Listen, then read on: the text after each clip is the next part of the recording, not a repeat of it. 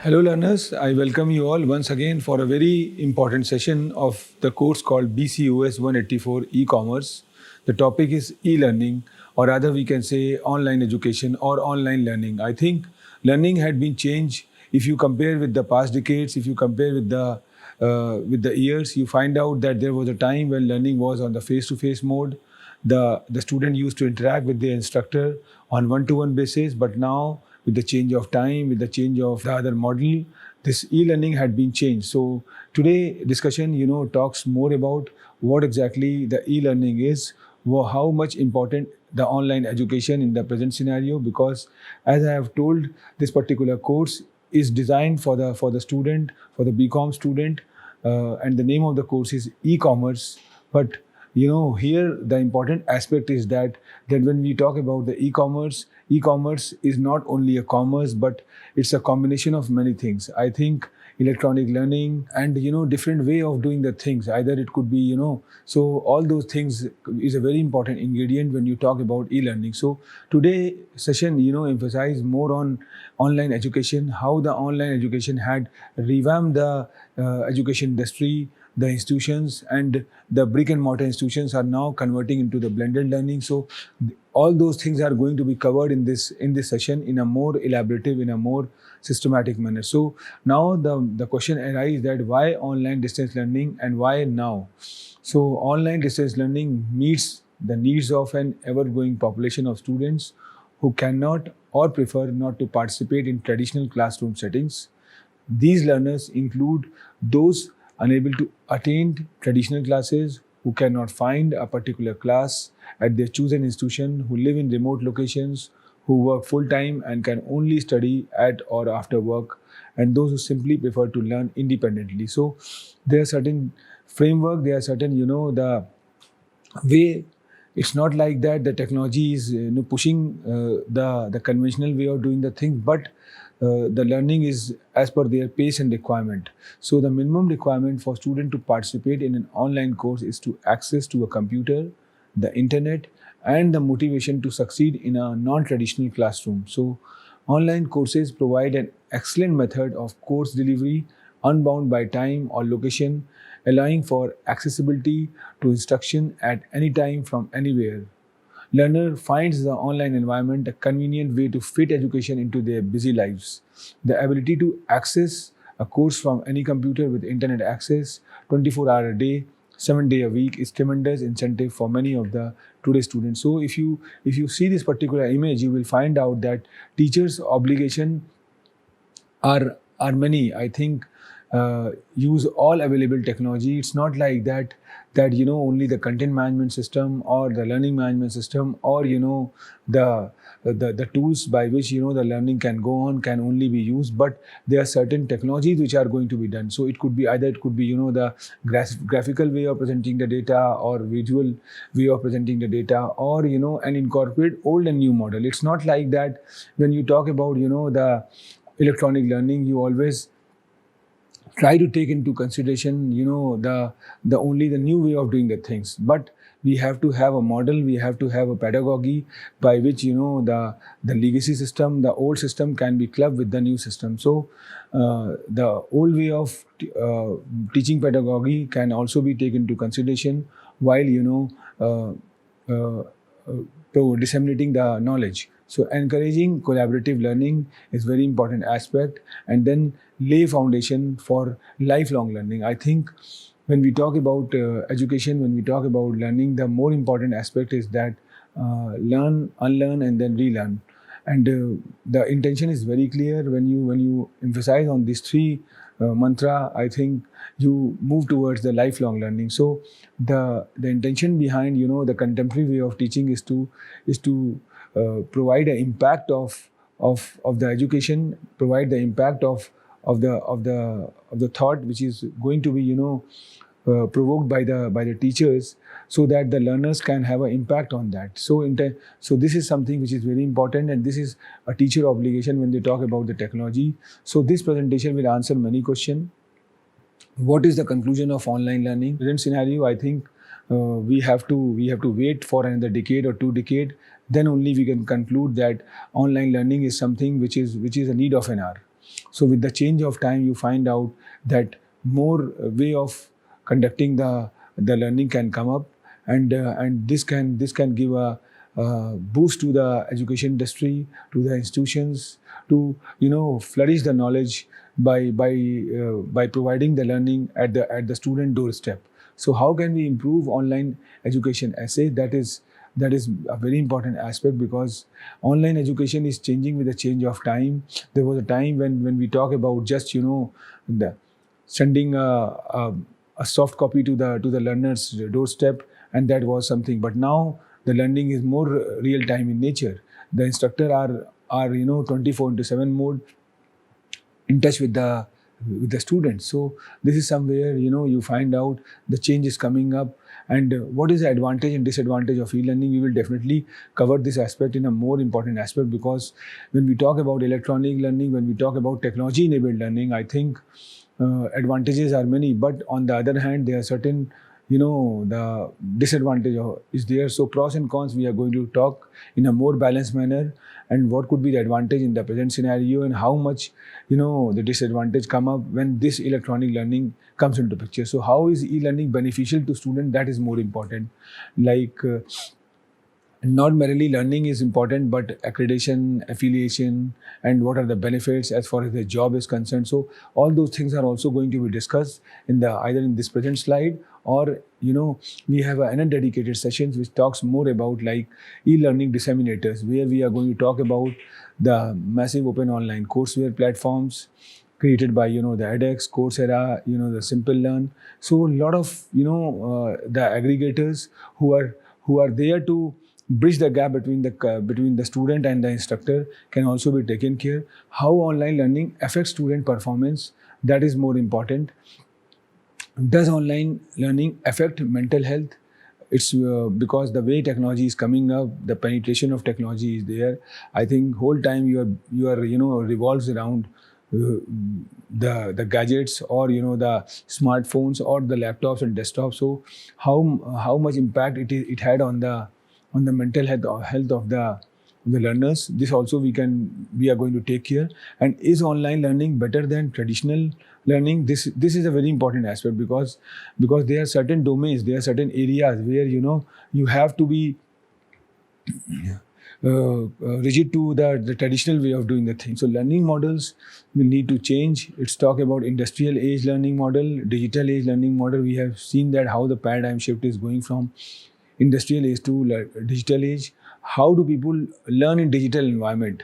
That is more important. Because when we were studying, or in the past, when we talk about 3 decades or 4 decades, the scarcity was the data. Scarcity was the knowledge bank. But when you talk about in the present scenario, I think the good part is that you are having a huge number of data. You are having a huge number of text. So when you have got surplus text, I think the confusion comes into picture. So how the people learn the digital environment, because the data size is very high. If you put anything on Google, you will get a huge number of text. How to narrow down that text, how to extract the information which can solve the purpose. I think somewhere this is very important aspect. So is e-learning effective? Are learners ready? New learning model are needed. So that is very true. So this is called learning model. And when you talk about the teaching aids will change, I think the blackboard, overhead projectors, and then the TV was the old aspect. Then PC and whiteboard is there. So a learning system based on formalized teaching, but with the help of electronic resources, is known as e-learning. I have already talked about. While teaching can be based in or out for the classrooms, the use of computers and the internet forms a major component of e-learning. So e-learning can also be termed as a network-enabled transfers of skill and knowledge, and the delivery of education is made to large number of recipients at the same or different time. Earlier, it was not accepted wholeheartedly as it was assumed that this system lacked the human element required in learning. So, with the change of time, I think when in the era when we are talking more about the artificial intelligence, machine learning, deep learning, or the blockchain technology, we have seen that virtual reality where there's a great use of all those things, and this can give birth uh, to the model. So e-learning has proved to be the best means in the corporate sector, especially when training programs are conducted by multinational companies for professionals across the globe, and employees are able to acquire important skills while sitting in a boardroom or by having seminars which are conducted for employees of the same or the different organizations under one roof. The schools which use e-learning technologies are a step ahead of those which still have the traditional approach towards learning. So now the question is that what is e-learning? So a learning system based on formalized teaching but with the help of electronic resource is known as e-learning. E-learning can also be termed as a network-enabled transfer of skills and knowledge, and the delivery of education is made to a large number of recipients at the same or different times. And when we talk about mobile learning, I think why we are discriminating electronic learning with mobile learning, because last decade, more talk about the Android version or the smartphones. So smartphones are something which is a great revolution as far as the technology enabled things are concerned. Either it could be the e-commerce or e-services or electronic learning or e-governance, or the different way of electronically making the things. So mobile learning is a new phenomena which had come up, and when you go more into the depth of mobile learning, also referred to as a M-learning, is actually a new method to access learning content using mobiles. Mobile learning supports, with the help of assistive mobile devices, continuous access to the learning process. And previously it was done using devices like laptop, but now mobile phone has become more handy. So you are able to discover and understand whenever and wherever one wants. With the advent of mobile learning system, things have changing rapidly. M-learning or mobile learning is learning across multiple contexts through social and content interactions using personal electronic devices, a form of distance education. M learners use mobile devices, educational technology at their convenient time. So some of the main advantage of online learning include convenience, which is 24 into 7 access from any mobile computer, accommodates busy schedules, no commuting, no searching for parking. So enhanced learning is there. Research shows increased depth of understanding and retention of course content, more meaningful discussions, emphasis on writing skills, technology skills, and life skills like time management, independence, and self-discipline. Leveling of the playing field, students can take more time to think and reflect before communicating. Shy students tend to thrive online. Anonymity of the online environment is there. So when you talk about the interaction, increase student to teacher and student to student interaction and discussions, a more student centered learning environment, less passive listening and more active learning, a great sense of connected synergy. So this is the thing which is there, and innovative teaching is there. Student-centered approaches increase variety and creativity of learning activities, address different learning styles, changes and improvements can translate to on-ground course as well.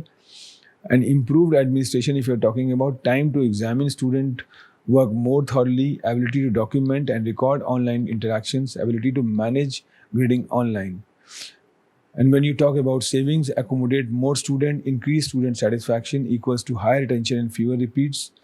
Maximize physical resources, lessen demand on limited campus infrastructure, decrease congestions on campus and parking lots.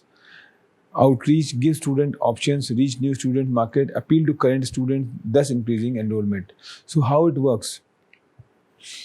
In year past, instructor had to create their virtual classrooms from scratch, which was difficult and often led to poor results. Today, an entire industry has emerged to do this for us. Course management system software is utilized by just about all colleges today. CMS allow instructor to design and deliver their courses within a flexible framework that includes a number of different tools to enable learning and communicate to occur. Popular for-profit CMS include like Blackboard, WebCity, eCollege, and low-cost alternative and open-source CMS include Moodle, Angel, and now Swayam platform, which is developed by Ministry of Human Resource and Development here.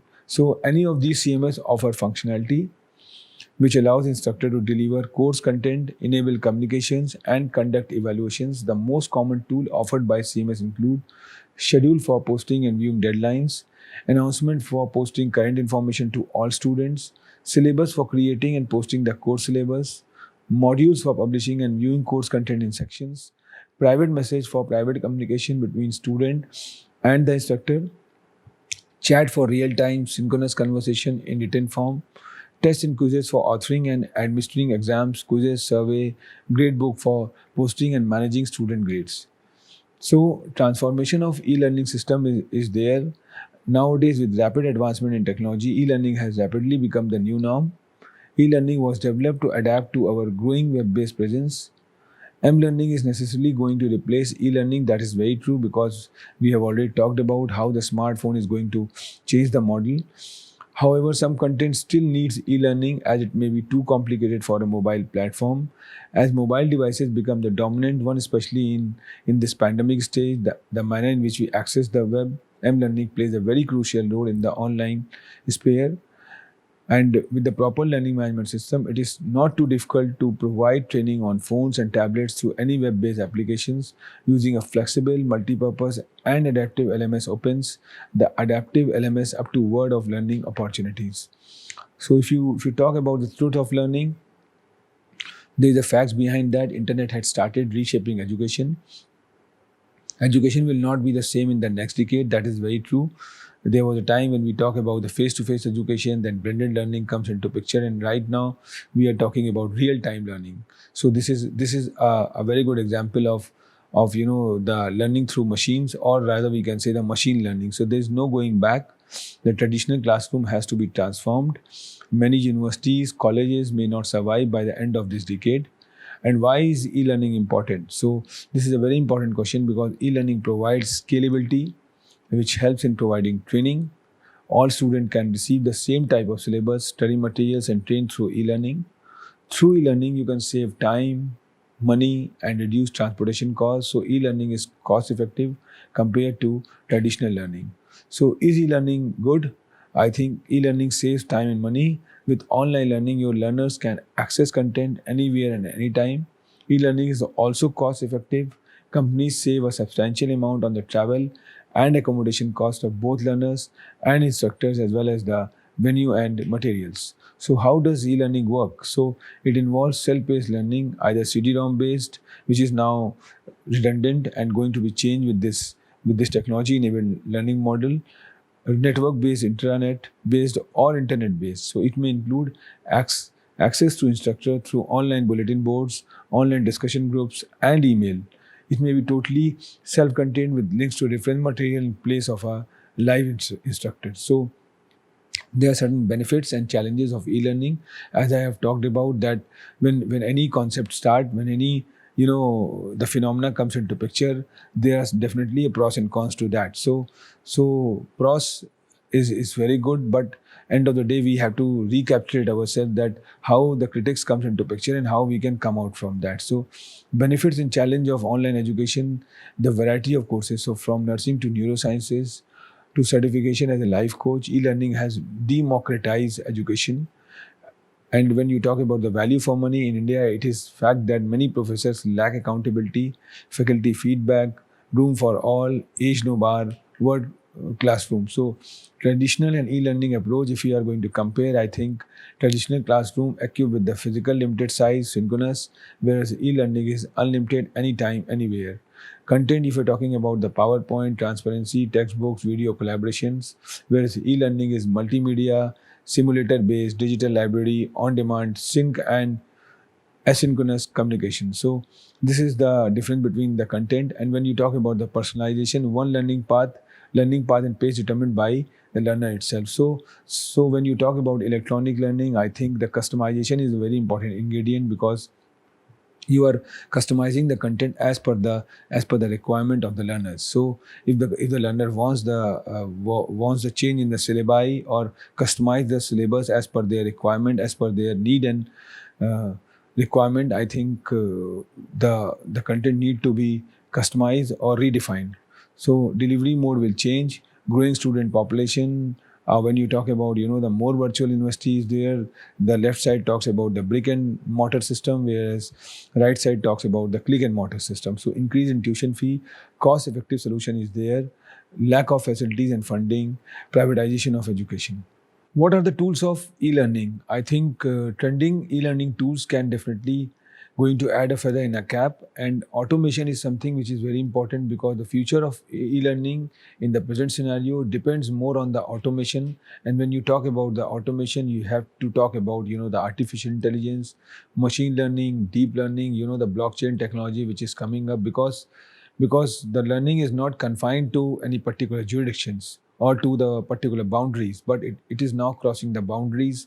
The course content, developed in one of the Western world very good flagship institutions, either could be, the Massachusetts or, the Harvard, Oxford, and now this is going to disseminate to various part of the world, and the students who are situated in Asia or in other continents can very easily, enroll themselves and study the programs by sitting at their place. So this is the beauty of the automation, and wearable e-learning tools are there, online videos, gamification, responsive design, more secure cloud is there, massive online open courses are there, application programming interface is there. So this is very important because how the data is going to be secured. For that, the institutions are creating a phenomena by which, this kind of model is coming up. If you talk about the best learning app, we will the Coursera is there, then Khan Academy, then edX, then Future Learn, Open Learn,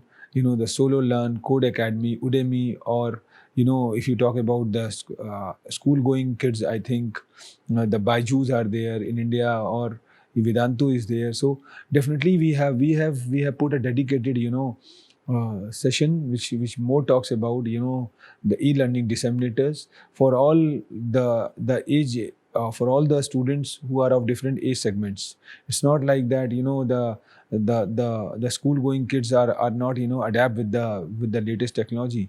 They are the one who are the great acceptors as far as, this technological enabled learning is concerned. So we will talk about, the platform developed by these aggregators, and how it is going to be useful for the school going kids, or, the college going students, or, the university kids, or, the faculty development programs, or, the executive development programs which the corporate world is going to be developed for the employee in the form of training or grooming them.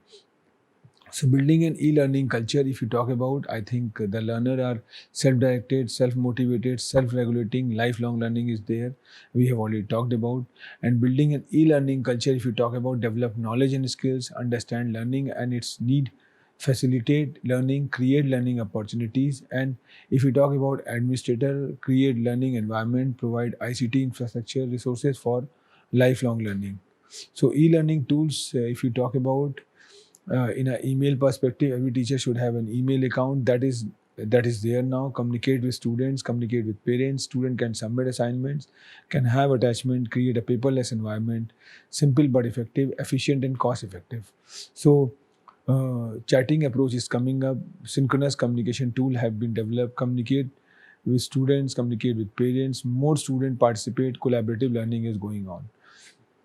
If you talk about online forum, asynchronous discussion forum is there. Teacher can create discussion groups. Teacher could post a question and request students to comment.